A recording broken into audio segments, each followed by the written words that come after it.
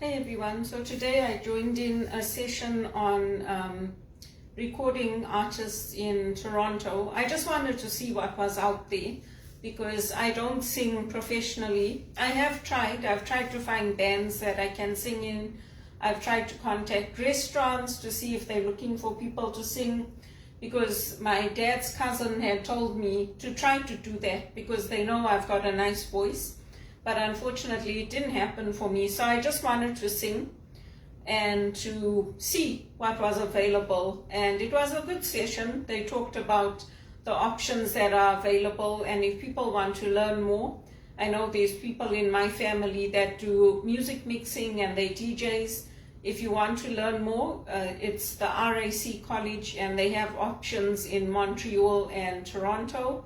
I'm not looking to do any more studies, and at my age I'm not looking to go into that as a career. And some people are talented, like Elvis. They sing one song and everything explodes, but I just thought I would share that in case people are interested. And then for this John Maxwell, today what I did, I went up to the pool and I did 14 laps and I came down. It's pretty hot out there today, which is nice because I like to swim when it's warm, then the temperature of the pool is nice. Sometimes, even though it's a heated pool, it is too cold to swim, so I like to go up on days like today when it's hot, and then I can swim. And you see all the Swifties up there, the birds come up, so it is nice to go and sit there. I did a bit more reading on Federer's book, and it's interesting, his career, and also learning about the other players that came up with him when he was playing tennis. And now I'm enjoying all the new players, so Ben Shelton, Alexander Zverev, Carlos Alcaraz. Those will be the players I'll be watching. Hopefully I'll be blessed with a good job, well-paid job, and I'll be able to do more of these things that I enjoy. I think it's unfortunate that everybody coordinated this to keep me out of jobs, keep me in low-paid jobs. I did a good job everywhere I worked, including at the Toronto Western Hospital, and I always took whatever work was available. And for 16 years, this has been going on. So it's not like people don't know me. And it's like, oh no, she did a good job, but we just needed somebody temporary. So, I'm actually sick of it. But anyway, what can you do? I'm hoping that I'll get a break, whether it will be in America or in another country, I don't know. But at this point, I'm sick of it. I just want, if it means moving, I'm prepared to move, because I'm tired of earning minimum wage and being let go, and other people being promoted over me who don't even have the best scores as me. Why would you take somebody who, maybe I didn't pass the test, but you're willing to let go of a top performer, and you're willing to take somebody else just because they passed the test? And there's somebody that knows your company, they understand the culture, they've done all the testing for anti-money laundering, for policies on HR, they've mentored others. You're willing to lose all that to keep somebody who's passed a test. I mean, for me, nothing that people do in Canada makes sense. And I'm tired of getting hurt because I leave things better than I found them, and I'm the one that gets hurt. And it's really not right. There has to be a good company out there willing to hire me. There has to be a job out there for me where I can use my skills and where I can earn good money and not be at the mercy of family, not be accused of sponging off people, because there's nobody in this world that has not had help from people. There's nobody in this world that hasn't gone through rough times. I mean, if you can show me that person, please present them to me. Some people are fortunate they managed to get into jobs as teachers or as educators, and they've stayed with those places. But for most of us, especially for my generation, that has not been the case. And particularly in Canada, they don't look after workers here. They do not look after you. If you can't perform and you can't do the job, there's no accommodation, there's no job sharing. It's either take it or leave it. And they are very severe in how they reprimand you. We get treated like how the blacks got treated in Zimbabwe, the Indians, when there was discrimination, that's how we get treated in Canada. And if you don't believe me, you just have to talk to people, because it's the reality. Today is India's Independence Day. I'm happy for them, and I'm also happy I grew up in Zimbabwe. And you know, I have no affinity to India. My roots are from India, but that's about it. I like our Indian food. I like the spices. We didn't learn the language at home. My mother never taught us Konkani, so we don't speak it. I like the Indian clothes and all that, but I mean, really and truly, my ties are here now in Canada and in Africa. And if things were okay there, I would not be here. I can rest assure you of that. I would leave this country in a heartbeat, and I would go back to my Zimbabwe, because it's been very, very hard, and I've had no help. I've had no help and no support. So I try to help others in the hope that people will reach back and help me, but unfortunately that's not happening.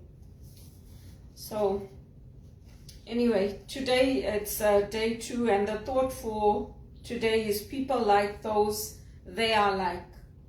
And that's very true, because when you are with people that you like, you have a mutual vision, you have mutual expectations, you have mutual contribution and a mutual commitment. And you'll find that, like for me, I like being in the church. I like helping in the church. I like athletics. I like focusing on my music. So people that like me will have those things in common with me, and we'll have a mutual commitment to helping in those areas, moving them forward. And people have to know you, like you, and trust you for you to succeed. I don't know why I have all those things and yet I have not succeeded. So, you know, all I can tell you is that there must be some plan that God has, because my plan was not to be broke and land up unemployed and in and out of contract work and never getting the promotions, never getting the big paying jobs. My plan was to have a job paying me very well, traveling first class if I travel, having my own car, having my own home. And I was getting there. I had my place. I had bought my place here on a high-end ratio mortgage. But unfortunately, after TD laid me off, I couldn't get another permanent job.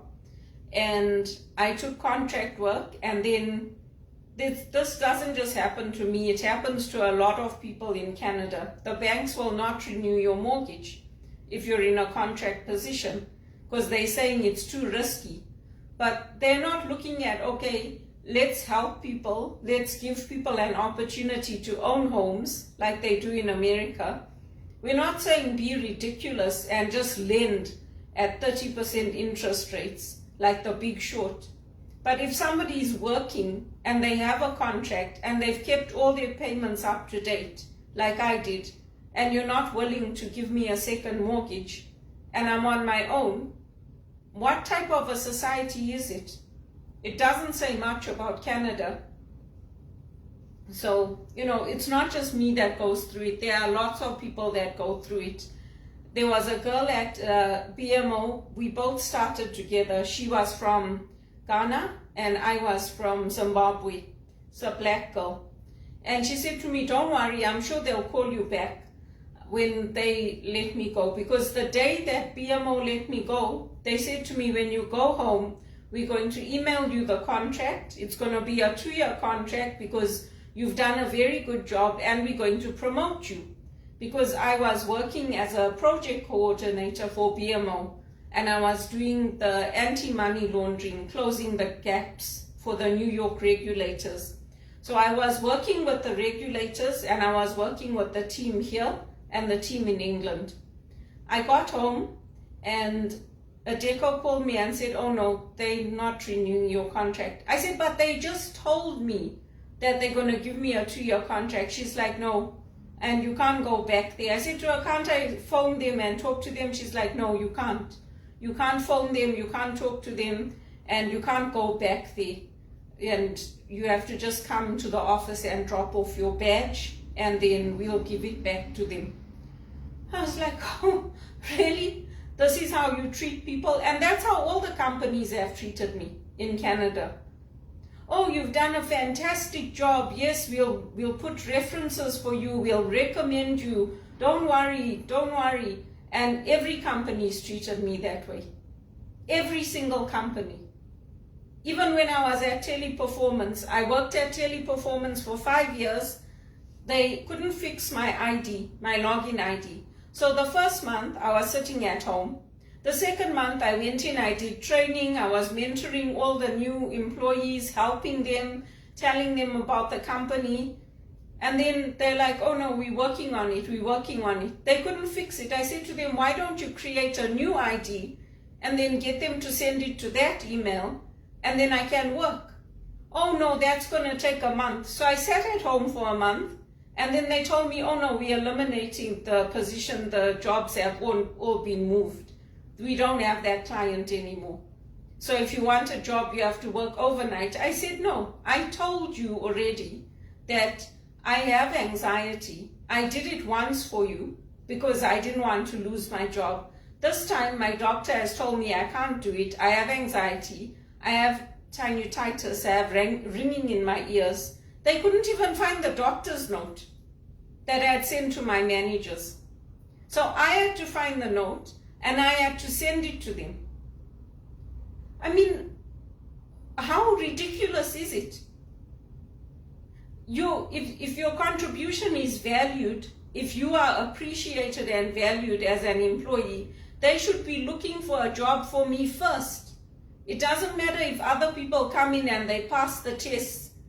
They should be valuing my faithfulness, my work, my high scores, the praise that the customers gave me. They should be promoting me. They're not doing that. And it's the same with every company. That's what happened at TD. That's what happened at RBC. That's what happened at CIBC. That's what happened at Toronto Western Hospital. Every single company. I was the one that was there for Anna when she first came to Canada. I went to her house, I had a meal with her, I told her how things work here, I told her how to move in the bank, what to look for, what to do. That's how she succeeded. Did I get any reward for it? None. Nothing. Instead, people like Teresa Bowman told me I had an attitude of entitlement. And Jason Peel sent me emails saying, you can't just go. I mean, these are the people I supported. And this is the kind of feedback they're giving to me. Then what are they saying to people that want to hire me? It's ridiculous. It's absolutely ridiculous. And then they say, oh no, we liked her. So if you liked me so much, why didn't you get me into a good paying job? Why didn't you get me into, I was a manager at BMO. I was managing teams at BMO, at HSBC, at CIBC. Why didn't you get me into a permanent job there and pay me well and treat me properly? Why do I have to keep going through the same thing over and over and over? Life is not like Elvis's life for most of us. We don't walk into a recording studio and sing and somebody plays our record and all of a sudden everything falls into place. That was God's hand on his life. That's not God's hand on all of our lives. For some of us, it's a struggle. Every day, I fight depression. I exercise, I go out, I don't let my anger eat me up. I go out, I exercise, I help other people, people less fortunate than me. I mean, what kind of a country is this? Really? It boggles my mind. And it's not like I've discriminated against anyone. I was the one that when I was working at TD, I told him, I said, there's no black managers here. Slowly, they change things. It's a culture shock when you come here from England. And the way they treat you, the customers, They're calling you for help, but they're shouting at you, swearing at you, yelling at you, calling you a fucking bitch. And then if you don't do it, they say, oh, she's too sweet.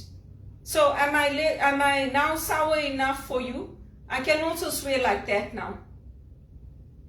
I mean, it's ridiculous. It's absolutely ridiculous.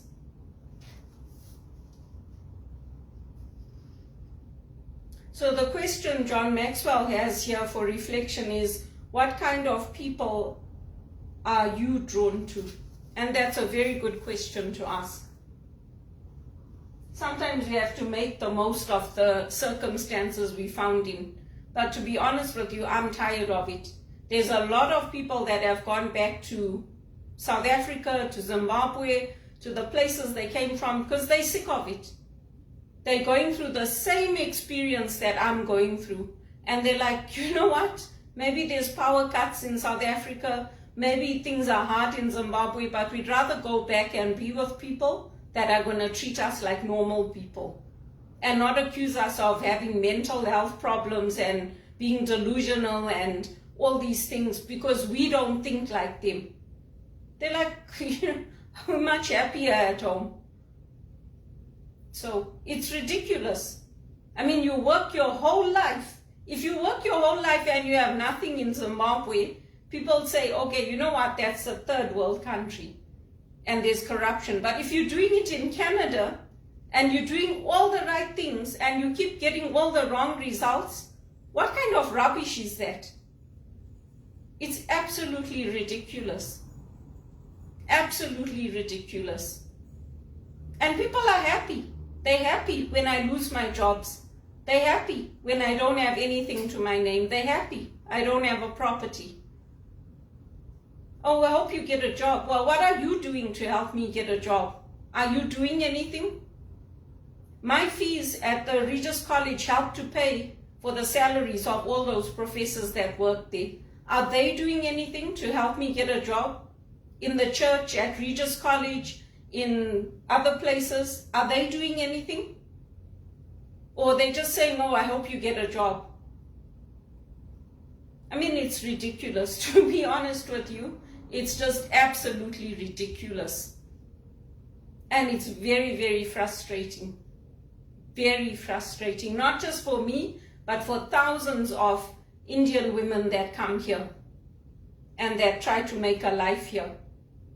And then it's like, oh no, but they have families. So what? There's 2 incomes there. There's a whole support system around there. I mean, what about us? What about the single people, the single women? What about us when we have to pack up our places by ourselves and move and there's nobody to help us? What about us when we travel 3 hours to go and see our elderly parents and come back and we do it on debt? Did anybody consider that? No. I am absolutely sick of it. I'm just praying that I get a good job now and then I'll be treated properly wherever I land next, whether it's back at Teleperformance or somewhere else, because this is supposed to be a temporary layoff. I applied for lots of other jobs with them. They haven't called me. So it's ridiculous. I mean, you think that if you do all the right things, everything will fall into place, but it doesn't. I'm sick of it. I really and truly am.